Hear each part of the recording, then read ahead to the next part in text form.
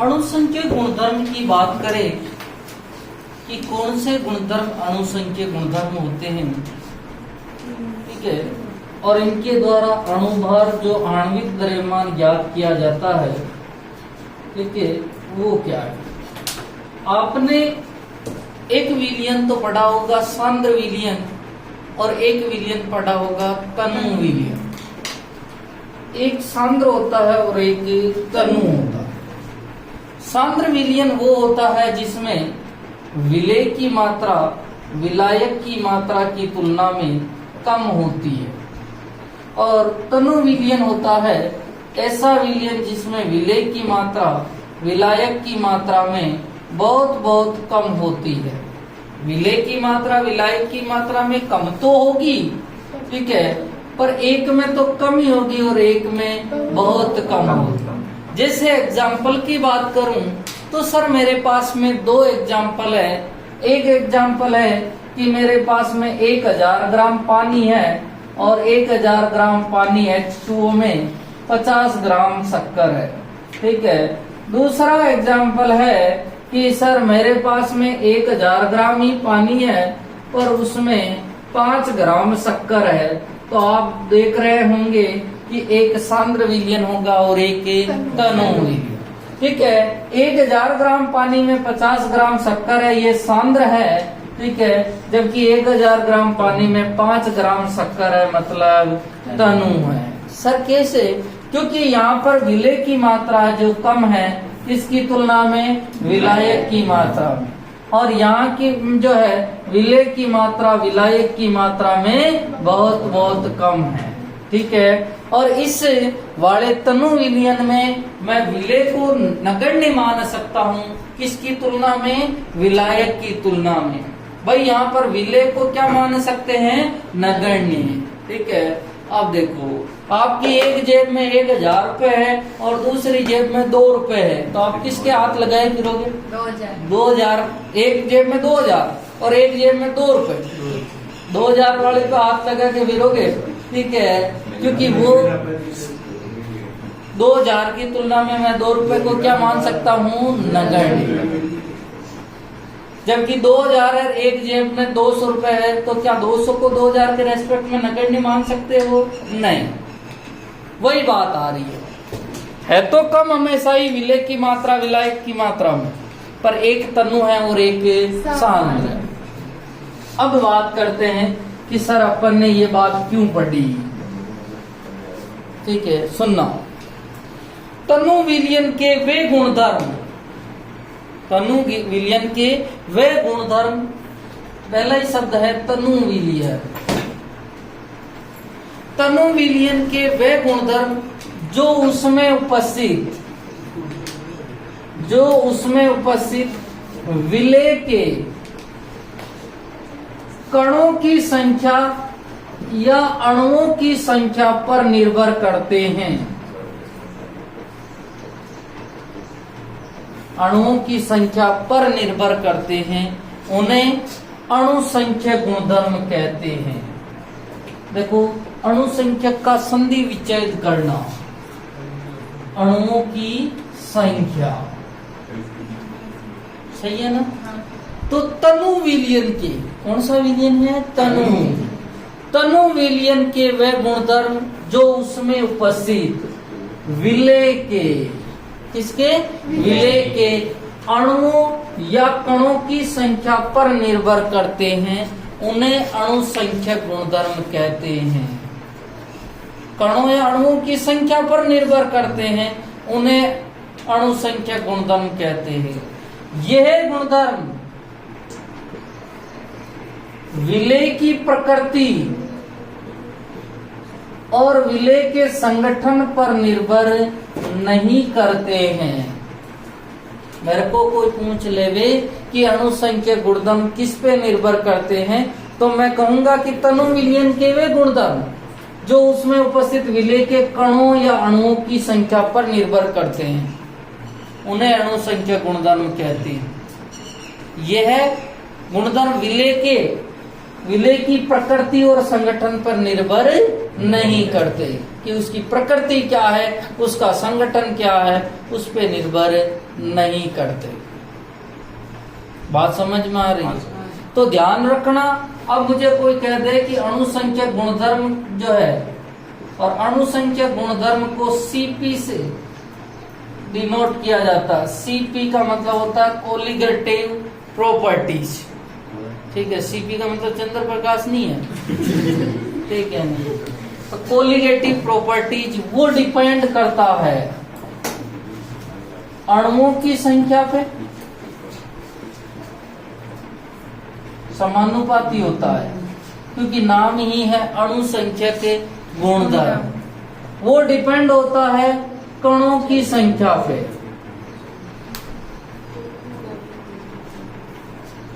वो डिपेंड होता है मोलों की संख्या पे। ठीक है, वो डिपेंड होता है आयनों की संख्या पे। मैं यहां लिख दूं,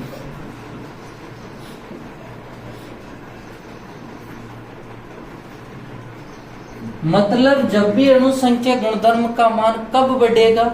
सर, अणुओं की संख्या बढ़ेगी तो भी अणुसंख्या गुणधर्म का मान बढ़ेगा, कणों की संख्या बढ़ेगी तो भी अणुसंख्या गुणधर्म का मान बढ़ेगा, मोलों की संख्या बढ़ेगी तो भी अणुसंख्या गुणधर्म का मान बढ़ेगा, और आयनों की संख्या बढ़ेगी तो भी अणुसंख्या गुणधर्म का मान बढ़ेगा। सर, मेरे एक बात दिमाग में नहीं आ रही है कि मोलों की संख्या और कणों की संख्या कैसे रिलेटेड है। अब जब आप मोल निकालते हो तो मोल बराबर लिखते हो ग्राम में मात्रा बटेवा अणु भार। आपके यदि ये फॉर्मूला काम नहीं आता तो आप इस पे जाते हो कणों की संख्या बटेवा NA। ठीक है, अब देखो, जब मोल बढ़ेंगे कब बढ़ेंगे?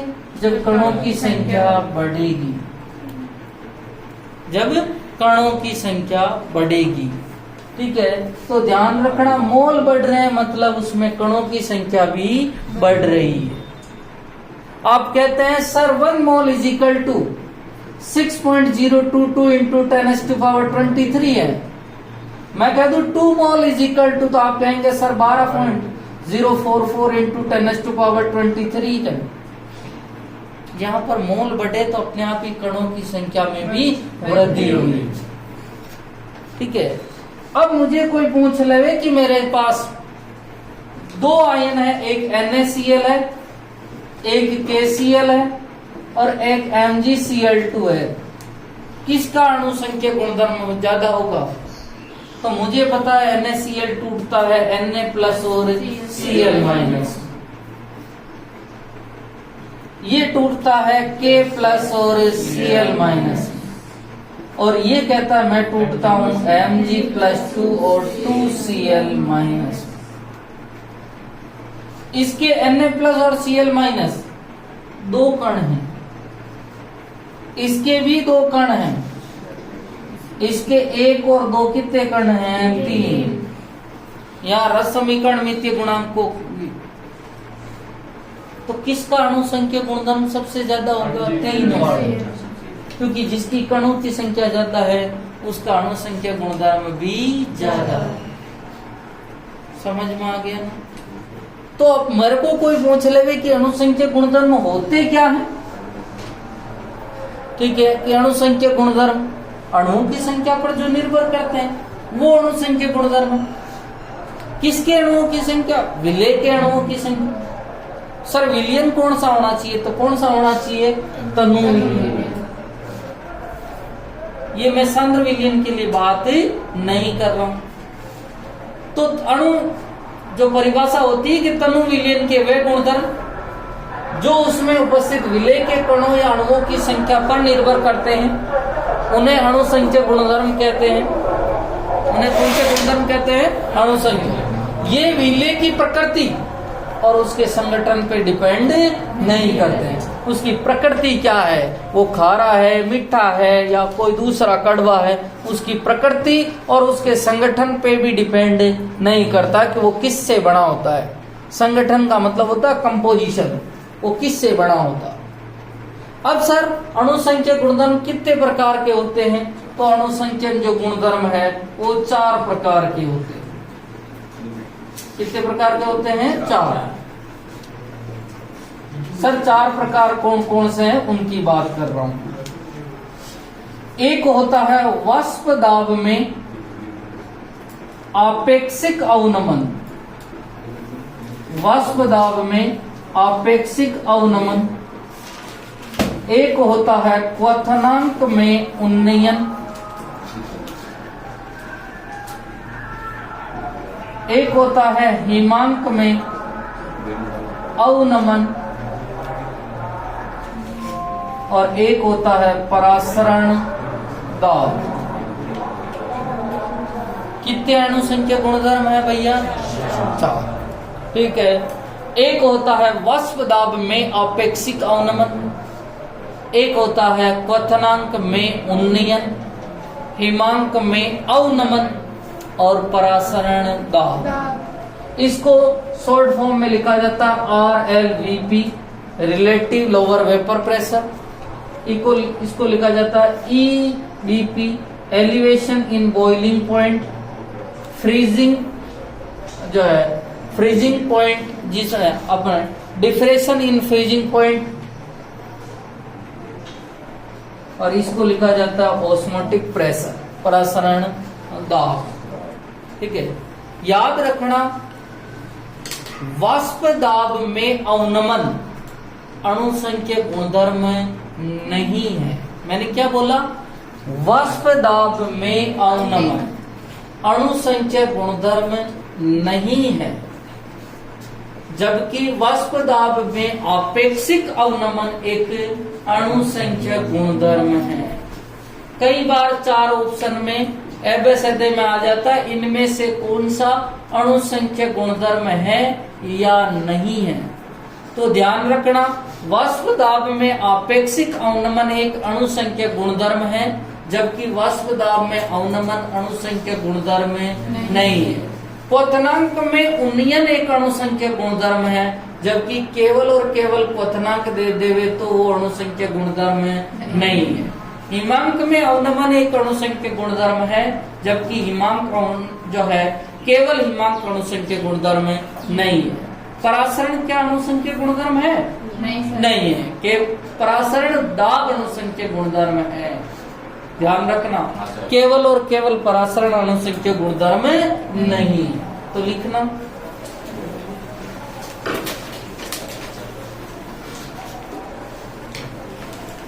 लिखो परिभाषा। तनु विलयन के वे गुणधर्म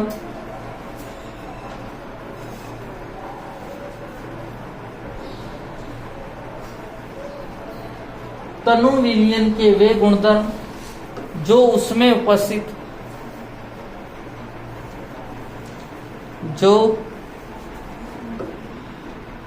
उपस्थित विलय के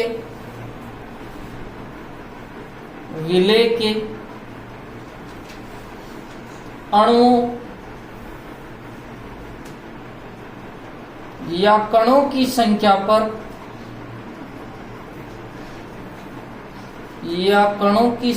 पर निर्भर करते हैं, उन्हें अणुसंख्यक गुणधर्म कहते हैं।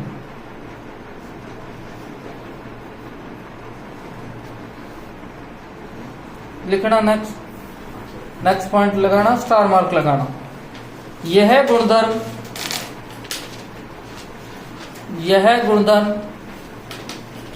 विलय की प्रकृति,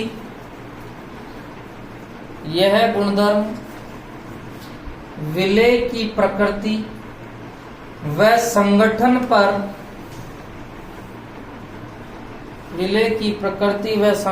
पर निर्भर नहीं करते हैं। विलय की प्रकृति पर निर्भर नहीं करते हैं। नहीं के नीचे अंडरलाइन लिखना, विलय की प्रकृति और संगठन पर निर्भर नहीं करते। लिख लिया। यहां से उतारो कि अणुसंख्यक गुणधर्म किस किस के समानुपाती होता है और कितने प्रकार होते हैं।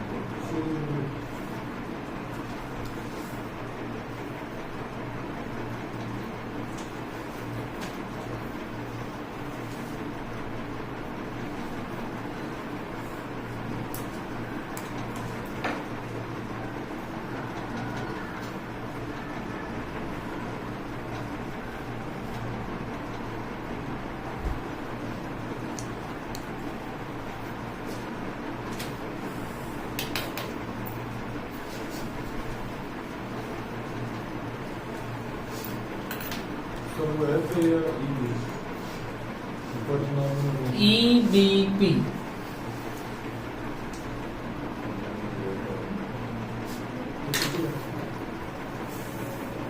और नीचे है DFP।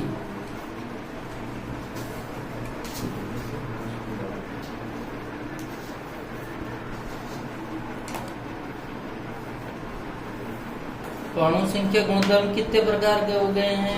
4। वाष्प दाब में अपेक्षिक अवनमन, पतनांक में अवनयन, हिमांक में अवनमन और परासरण भाव। हेडिंग लिखो पहली, वाष्प दाब में अपेक्षिक अवनमन।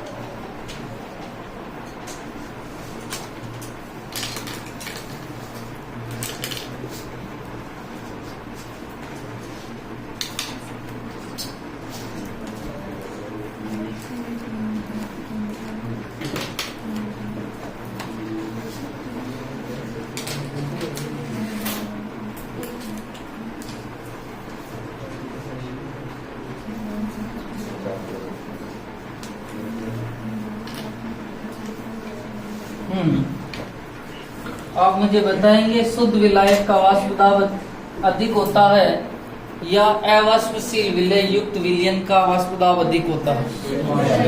शुद्ध विलायक का वाष्प दाब क्या हुआ? बोल सही बोल, यही कह रहा है क्या? ठीक है, शुद्ध विलायक है मेरे पास में,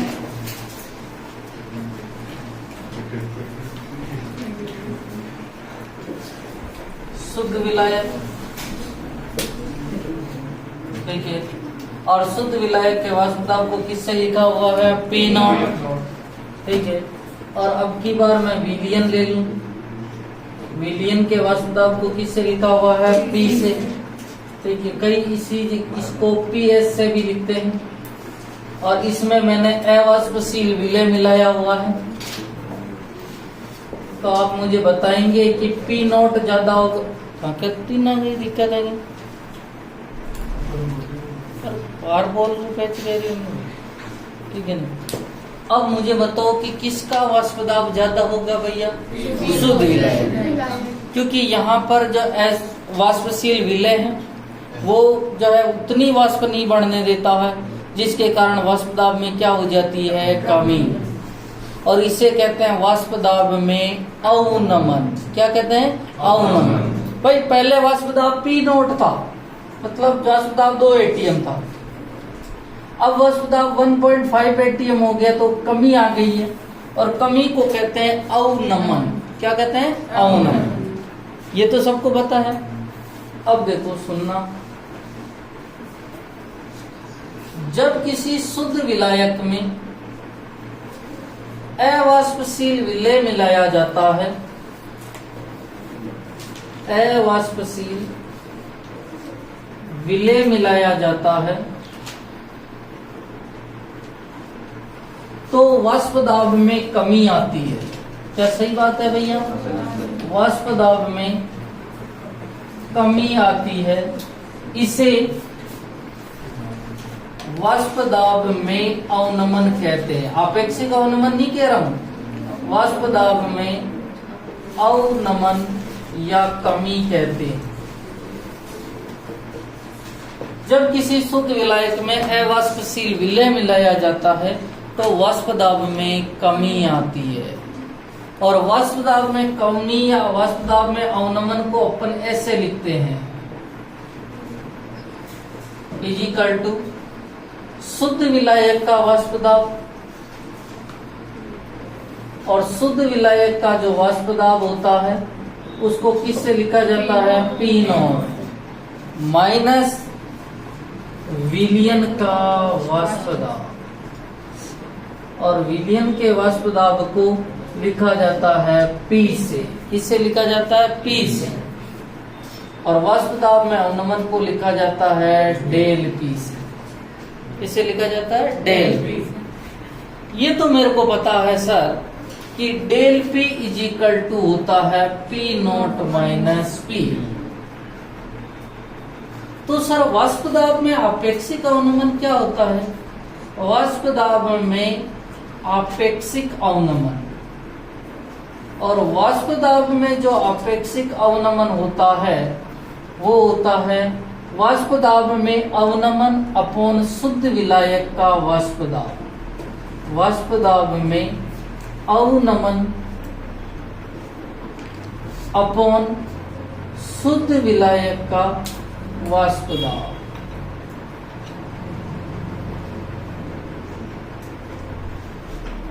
और वाष्प दाब में अवनमन को लिखा जाता है डेल पी। क्या लिखा जाता है? Del P.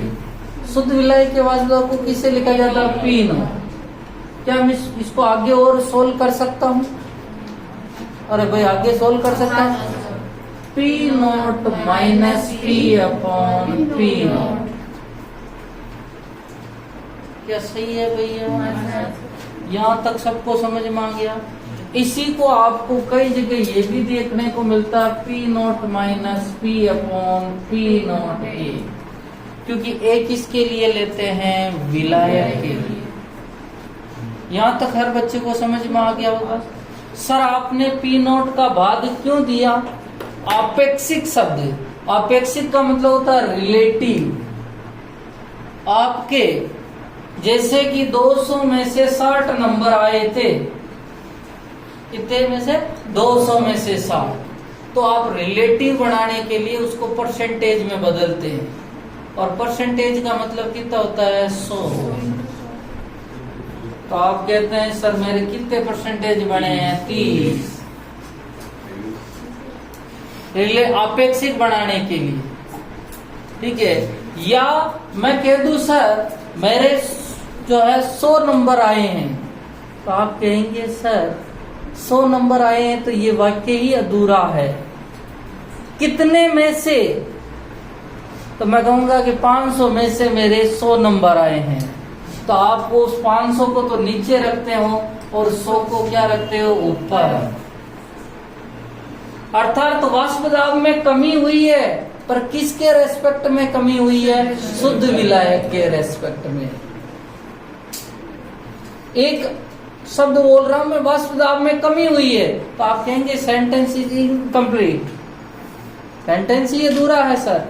किसके रेस्पेक्ट में कमी हुई है और कितनी हुई है? वो इसी के रेस्पेक्ट में ही तो देखूंगा कि शुद्ध विलायक का, और शुद्ध विलायक का वाष्प दाब क्या होता है? P0। वो कमी इसके रेस्पेक्ट में है, और इसीलिए इस शब्द लिखा है वाष्प दाब में आपेक्षिक अनुमान। आपेक्षिक का मतलब उसके रिलेटिव।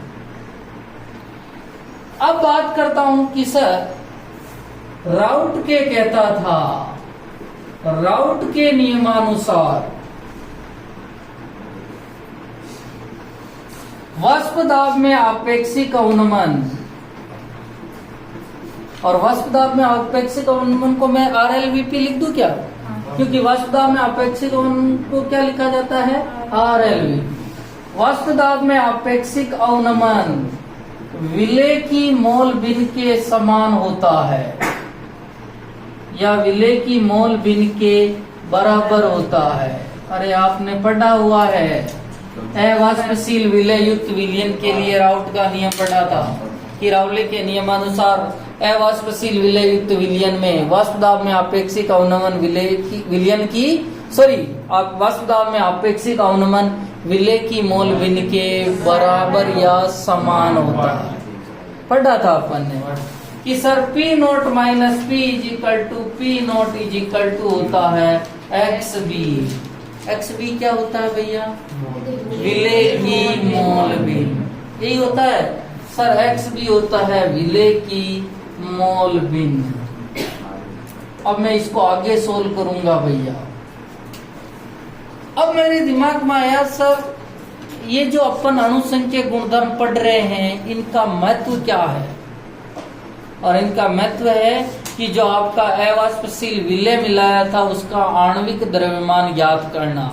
इसलिए हेडिंग में मैंने लिखा है अणुसंख्यक गुणधर्म एवं आणविक द्रव्यमान की गणना।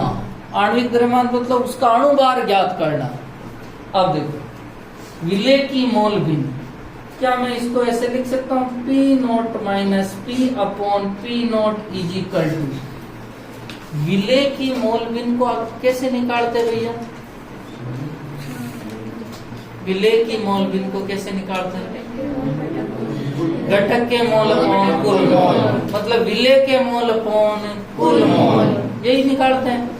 तो मैं लिख सकता हूँ NB upon NB plus NA।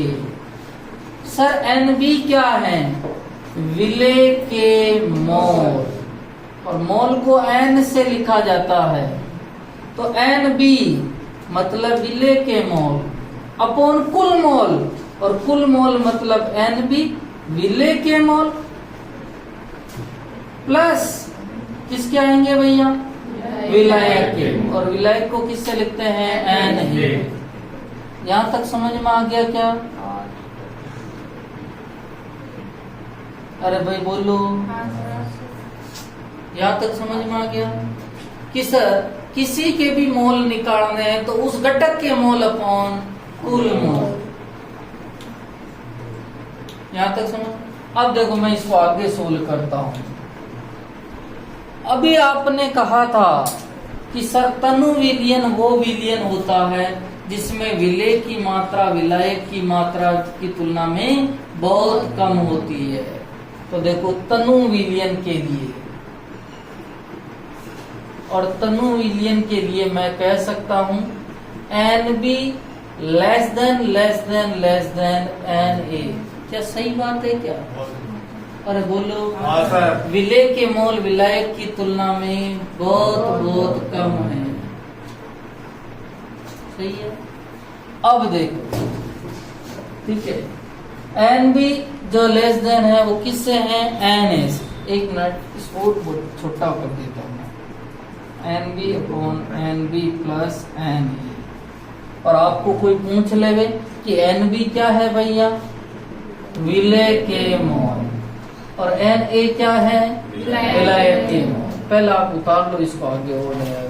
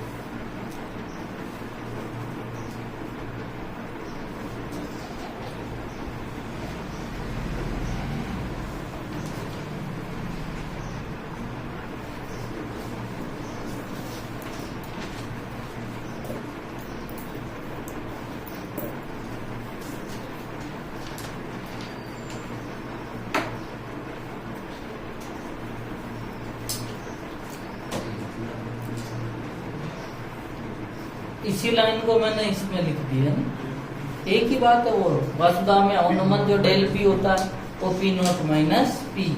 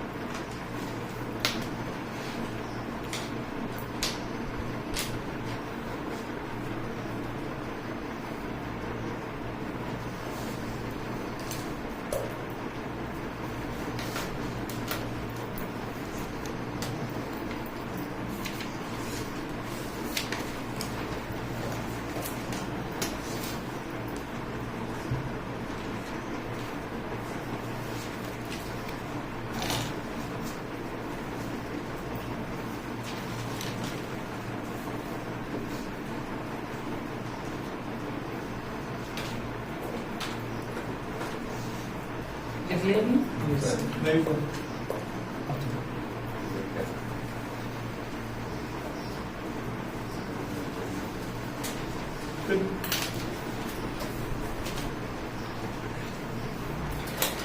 देखिए हाँ से यही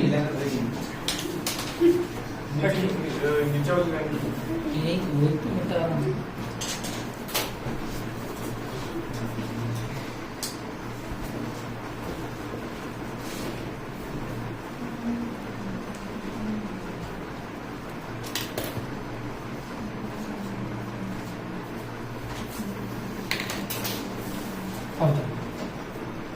मेरे पास में फाइनली ये सूत्र आया अभी तक। इसको मैं ऐसे लिखा मैंने P nought minus P upon P nought is equal to NB upon NA plus NB। आप सब जानते हैं कि सर तनु विलयन जो होता है उसमें विलय की मात्रा विलायक की मात्रा में बहुत बहुत कम होती है।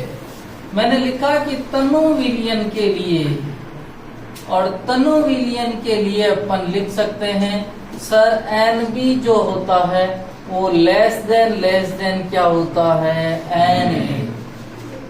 सही बात है। NB को मैं नगण्य मान सकता हूँ, इसलिए NA प्लस NB जो है वो किसके बराबर हो जाएगा NA के। अरे ये 100 ml है और ये 2 ml है तो वापस किसके बराबर कर दिया मैंने NA। तो मैं लिख रहा हूं डे P nought minus P upon P nought is equal to NB upon NA। क्या समझ में आ गया क्या? अरे भाई इन दोनों का जो जोड़ किसके बराबर कर दिया है NA, क्योंकि NB तो क्या हो जाता है नगण्य। कई बार बच्चों के दिमाग में आता है सर इस वाले को क्यों नगण्य नहीं किया, क्योंकि वो अकेला है, जबकि यहाँ पर इनका सम है या योग है। अब ये क्या है भैया NB क्या है? विलय के मोल। यही होता है ना सर। NB जो होते हैं वो विलय के मोल होते हैं और विलय के मोल NB को कैसे निकालते हैं भैया? विलय की ग्राम में मात्रा बटेवा विलय का अणुभार। सही है सर। विलय की ग्राम में मात्रा बटेवा विलय का अणुभार और विलायक के मोल इज इक्वल टू क्या लिख सकता हूं भैया? विलायक की ग्राम में मात्रा, विलायक की ग्राम में मात्रा बटेवा विलायक का अणुभार, बटेवा विलायक का अणुभार। देखो विलय की ग्राम में मात्रा को मैं WB से लिख रहा हूं। W का मतलब है वो ग्राम में है और B का मतलब विलय है और इसको लिख रहा हूं मैं MWB। MW अणुभार होता है और किसका अणुभार है? विलय का। इसको मैं क्या लिखूंगा? WA और इसको क्या लिखूंगा? MWA। अब देखो मैं इसकी जगह लिख रहा हूं P nought minus P upon P nought is equal to NB की जगह मैं क्या लिख सकता हूं? WB upon MWB। क्या सही बात है? इसकी जगह क्या लिख सकता हूँ? NA की WA अपॉन MWA। क्या ये A अपॉन B और C अपॉन D नहीं हो गए? और इसको मैं कैसे लिखूंगा? A upon B into D upon C। यही लिखते हैं। अब देखो P nought minus P upon P nought is equal to WB upon MWB into MWA upon WA। ये मेरे पास में फॉर्मूला आया। अब मुझे तो अवाष्पशील विलेय का अणुभार निकालना है, अर्थात अवाष्पशील विलेय का अणुभार तो MWB होता है। तो सुनना, इसको आगे डिराइव कर रहा हूं। अवाष्पशील विलेय का अणुभार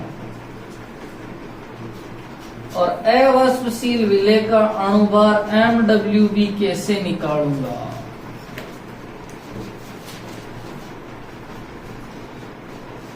मुझे MWB को इधर लाना है और इन सारी राशि को कहां ले जाना है? नीचे। तो मैं लिख रहा हूं, देखो MWB इज इक्वल टू, देखो ये तो उधर चला गया, ये राशि पूरी कहां जाएगी? नीचे। तो मैं लिख रहा हूं, देखो WB upon WA into MWA into, ठीक है, ये पूरी राशि होगी। देखो जो इधर बच गया है उसको तो मैंने यहां लिख दिया। ये पूरी राशि कहाँ आएगी भैया? नीचे। और नीचे आते ही उल्टी कर दूं क्या इसको? Into P not upon P nought minus P। कई बच्चों के दिमाग में आ रहा है कि सर ये कैसे होगा? ये इधर जाएगा तो ये पूरी राशि नीचे तो आएगी, आपको सबको पता है, और नीचे आएगी तो ये ऐसे लिखा जाएगा, P nought minus P upon P। यही होता है ना भैया? यही है। तो क्या मैं इसको उल्टा कर सकता हूँ क्या? ठीक है, और उल्टा करूंगा तो मेरे पास में क्या आ जाएगा? P not upon P nought minus P। और इस सूत्र से आप क्या निकाल सकते हो? अवाष्पशील विलेय का अणुभार। अवाष्पशील विलेय का अणुभार निकालना है तो आपको ये सूत्र लगाना पड़ेगा। और अणुसंख्यक गुणधर्म का काम भी यही होता है कि इनके द्वारा अवाष्पशील विलेय का अणुभार निकाला जाता है। देखो एक मिनट, अपन को ये वाला फॉर्मूला मिल गया था कि वाष्प दाब में आपेक्षिक अवनमन विलेय की मोल भिन्न के बराबर होता है, और विलेय की मोल भिन्न बराबर विलेय के मोल अपॉन कुल मोल। तनु विलयन आते ही मुझे पता है कि NB जो होता है वो लेस देन क्या हो जाता है? Na। विलेय के मोल बहुत ही कम होते हैं, किसकी तुलना में? विलायक के। ठीक है, देखो मात्रा कम है तो मोल भी कम होंगे, और मोल कम होते ही उसको मैं नगण्य मान लूंगा, तो Na प्लस NB किसके बराबर हो जाएंगे? Na। P nought minus P upon P nought is equal to NB upon Na। और मुझे पता है NB मतलब विलेय की ग्राम में मात्रा इजिकल, सॉरी, विलेय के मोल इजिकल टू विलेय की ग्राम में मात्रा बटेवा विलेय का अणुभार, और विलायक के मोल इजिकल टू विलायक की ग्राम में मात्रा बटेवा विलायक का अणुभार। मैंने लिख दिया। और A अपॉन B और C अपॉन D को मैं लिख सकता हूँ A upon B into D upon C। यह अब मुझे अवाष्पशील विलेय का अणुभार अर्थात MWB निकालना है, और B निकालना तो मैं B को इधर ले जाऊंगा और पूरी राशि को इधर भेज। लिखो जल्दी से।